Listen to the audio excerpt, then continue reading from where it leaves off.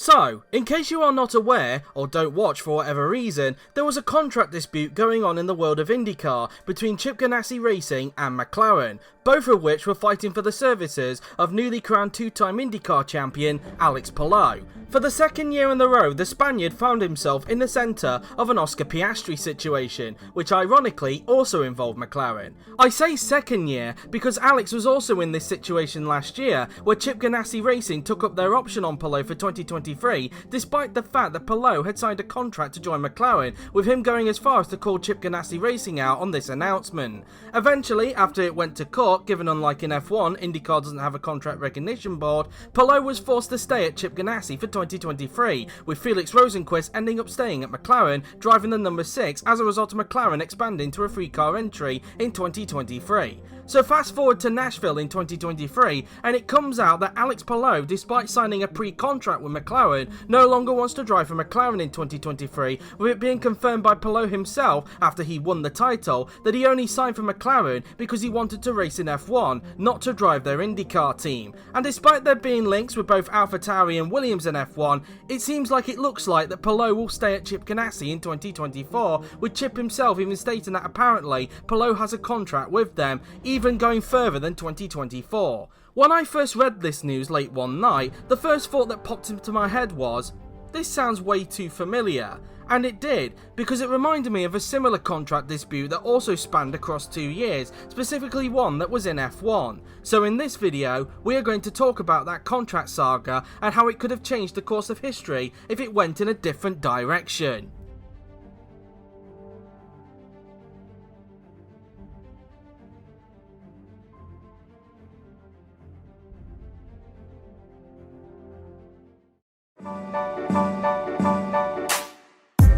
The 2004 Formula 1 season is often remembered for one thing: Michael Schumacher winning his 7th world title in the ever-glorious Ferrari F2004, with Ferrari completely dominating both championships, taking 15 wins, 13 of which coming from Michael, and the other 2 coming from his teammate Rubens Barrichello. Bit like nowadays with Max Verstappen and Red Bull, no one had an answer for the Scarlet Red cars, as this was during a time when Ferrari was a well-oiled unit, and not the clown show that we know them as today. But aside from Ferrari dominating the championship, the 2004 season was also remembered for being the breakout season of future world champion Jenson Button.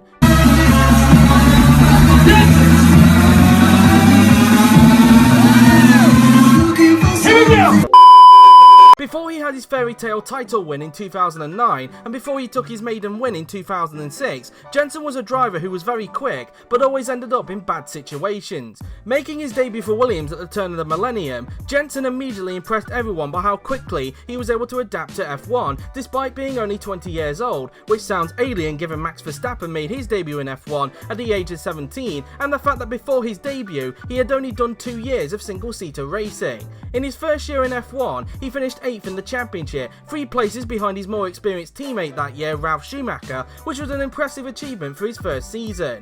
Despite this, however, he would be loaned out to Benetton for 2 years to make way for Juan Pablo Montoya, with an initial plan to return to Williams for 2003. In his first year with Benetton, which turned out to be a disastrous season for the team, and partnering alongside Giancarlo Fisichella, he struggled to adapt due to his lack of experience, which meant in turn he was unable to help the team set up the car in the right direction. He ended up finishing 17th in the Drivers' Championship, which led to many people to speculate that he could be dropped at the end of the season, with media tabloids including team boss Flavio Briatore labelling Jenson as a playboy due to his extravagant lifestyle.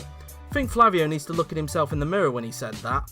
Despite this, however, he was kept on for 2002 when the team was rebranded as Renault as a result of the French manufacturer purchasing the team at the beginning of the 2000 season. Jenson needed to up his game in 2002 if he was to stay in F1 beyond that season, and thankfully for him, he did. His change of social habits at the start of the season seemed to help, as he beat his new teammate Jarno Trulli in the Drivers' Championship in the much improved Renault to finish 7th in the championship. However, despite this, Flavio Briatore, having clearly still not forgiven him for 2001, dropped Jenson at the end of the season to make way for another future world champion, Fernando Alonso.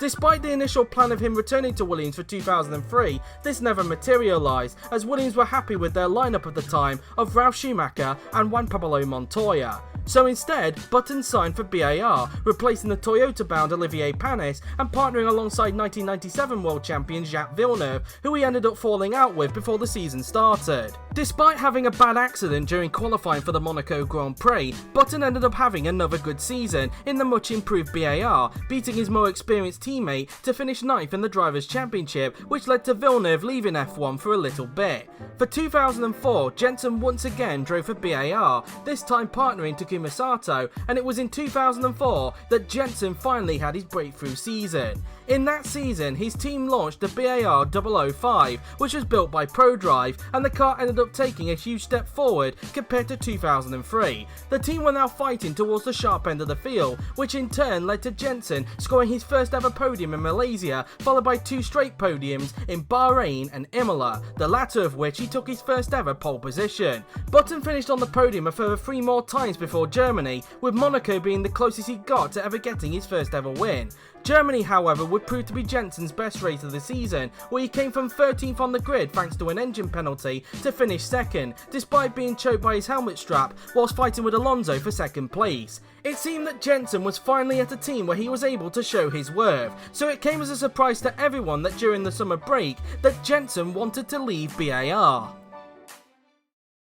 On the 5th of August 2004, it was announced that Jenson would leave BAR at the end of the season to rejoin his old team Williams on a 2-year contract. Jenson's reasoning for wanting to return to Williams was because he believed that Williams would be the team that would give him his first world title, despite the fact that Williams were having a tough season in 2004 and the fact that BAR were having an amazing season.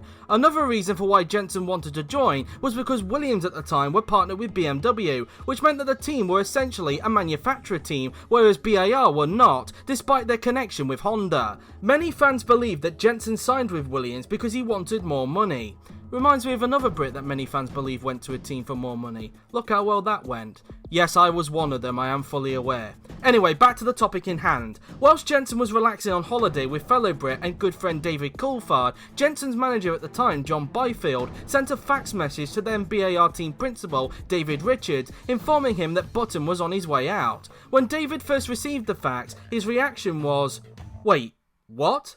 or something under those lines, as he believed that they had taken up the option on Jenson's contract to keep him at the team for 2005 as a result of signing a new deal with Honda to supply engines to BAR, which was part of the option clause on Jenson's BAR contract. Jenson's management team disputed this, claiming that the new Honda deal was not definitive, and thus believed as a result that Jenson was free to leave the team. With both teams claiming to have Jenson's services for 2005, the matter went to the Contract Recognition Board, the same Contract Recognition Board that dealt with Oscar Piastri's contract dispute 18 years later. The decision was meant to be revealed days after the Belgian Grand Prix, but was instead pushed back to after the Japanese Grand Prix. On the 20th of October 2004, 4 days before the finale in Brazil, and after so much speculation and deliberation, the CRB eventually came to their conclusion and ruled in favour of BAR, claiming that the option that BAR took on Jenson's contract was valid, and due to a procedural error from John Byfield, Button's manager, the 2-year Williams contract that Jenson signed was invalid. Jenson, as a result, was forced to stay at BAR for 2005, whilst Williams went on to sign Nick Heidfeld to partner alongside Mark Webber in an all-new lineup for the team. In an interview for Beyond the Grid last year, David Richards was quoted as saying that he believed that Jenson was mismanaged during the whole ordeal. It seemed that Jenson also had that same opinion, as after the season finished, Jenson split up with his manager, leading to Richard Goddard, a good friend of Jenson, to become his new manager from 2005. Despite this, however, it was very clear that Jenson's heart still laid with a return to Williams, and so during the off-season, specifically in January of 2005, Jenson signed a pre-contract with Williams for 2006, given his time at BAR was set to expire at the end of the 2005 season. With everything now seemingly buried under the hatchet, everyone could now move on from this ordeal. Lessons had surely been learned, and surely we wouldn't be in this predicament again, right? Well, For the second year in a row, Button found himself at the centre of a contract dispute, again with the same two teams. However, this time the circumstances were different. Unlike the previous season, where both teams were claiming to have Jenson's services, this time around it was more whether the pre-contract that Jenson had signed in the off-season was binding, as in a change of heart, Jenson no longer wanted to drive for Williams and instead wanted to stay at BAR. Does this sound familiar to you guys? Because this is exactly what was happening in IndyCar with Alex Palou. Despite BAR going backwards in 2005 after being caught out by a late regulation change, combined with being disqualified from Imola due to using fuel as ballast, which led to a 2-race ban, and Williams having a strong beginning of the season, people this time could understand why Jenson wanted to stay. One reason being that in the second half of the season, BAR had turned a corner in their performance, whereas Williams went backwards after the European Grand Prix. But the main reason for Button wanting to stay was for the same reason why he wanted to join Williams in the first place for 2005: engines. As mentioned earlier, when Button signed that 2-year contract with Williams in 2004, Williams were a manufacturer team as a result of having a partnership with BMW, whilst BAR, despite having connections with Honda, were not. However, during the off-season, specifically in November of 2004, Honda bought a 45% stake in BAR, which would eventually lead to Honda fully taking over the team in 2006, making them a fully fledged manufacturer team. That's all well and good, but Williams were also a manufacturer team at the time, as they had a partnership with BMW which would last until the end of the 2009 season. So even with Honda taking over BAR, they still surely had enough firepower to bring Jenson to the team in 2006. Surely nothing would scupper those plans, right? Well, that would have been the case if both themselves and BMW weren't throwing shade at each other throughout 2004 and 2005. You see, during the course of those 2 years, then BMW Motorsport director Mario Tyson was very critical of Williams, claiming that they had not produced a car good enough to win multiple races and win world championships. Williams, on the other hand, clearly unhappy with these comments, decided to throw BMW under the bus, claiming that they had not produced a good enough engine. Despite Frank Williams signing Nick Heidfeld to ensure they had a German driver to please BMW, despite his alleged preference of Antonio Pizzonia, the relationship continued to fracture, and it eventually got to a point where BMW had had enough and were looking for a way out of their partnership, which they were able to find very quickly. Midway through the 2005 season, it was announced that BMW had purchased the Sauber team, taking Nick Heidfeld with them, and making Sauber a fully fledged manufacturer team from 2006. As a result of this, BMW terminated their partnership with Williams, meaning the Oxfordshire-based team had to look for a new engine partner. A few days before the Turkish Grand Prix, Williams announced that they had signed a deal to reunite with Cosworth for 2006, but as the deal would only be a customer deal, it meant that Williams were no longer a manufacturer team. This made Jenson's decision to stay with BAR even more easier. However, it would not be that simple. As mentioned earlier, Jenson had signed a pre-contract with Williams at the beginning of 2005. However, in July of the same year, when he revealed that he wanted to stay at BAR for 2006, he claimed that the pre-contract that he had signed was not binding. Frank Williams, on the other hand, disagreed. He claimed that the contract that Jenson had signed was fully binding, and that Jenson would be driving for them in 2006, regardless of the engine situation at Williams, and he also claimed that Jenson's contract was ironclad, meaning there was no get-out clause. Jenson negotiated several times with Frank to try and have his contract terminated, but Frank was initially not playing ball. It even got to a point that BAR had to line up a backup plan in case Jenson couldn't get out of his Williams contract, as a result of them deciding not to re-sign Takuma Sato for 2006 despite his connections with Honda, as a result of Taku having a dreadful 2005 season, which eventually led to him signing for the debuting Super Aguri team. When Rubens Barrichello was announced to be joining BAR for 2006, BAR also revealed that their then test and reserve driver Anthony Davidson would be considered to partner alongside Rubens should Jenson end up at Williams. Eventually though, after several weeks of negotiations, it was revealed in September of 2005 that Jenson's contract with Williams had been terminated as a result of Jenson paying £18 million to Frank Williams to get him out of the contract, with another £6 million being paid by Button's new management management team, bringing the total to £24 million.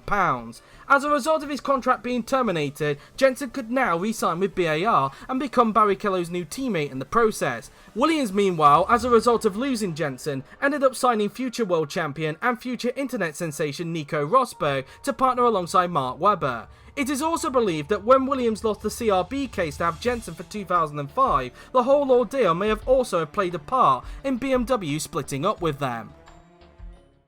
Since the split with BMW, Williams have fell backwards and they have not been the same team ever since, with the team going through numerous financial issues. They suffered a disastrous 2006 season, with them ditching Cosworth at the end of the season. 3 years with Toyota saw them battling in the midfield, and they would continue to fight in the midfield in 2010 when they once again reunited with Cosworth. 2011 would see the team going backwards even further, and whilst they improved again in 2012 with a victory from Pastor Maldonado thanks to reuniting with Renault, they fell backwards again in 2013. The team then returned to the front briefly in 2014 and 2015 thanks to the new regulations and also their customer deal with Mercedes. 2016 and 2017 the team fell back into the midfield, and then in 2018 the team ended up fighting towards the back of the field, which thanks to more financial issues led to the Williams family to sell the team to US financial group Dorilton Capital. Frank Williams sadly passed away in 2021, leaving behind an amazing legacy.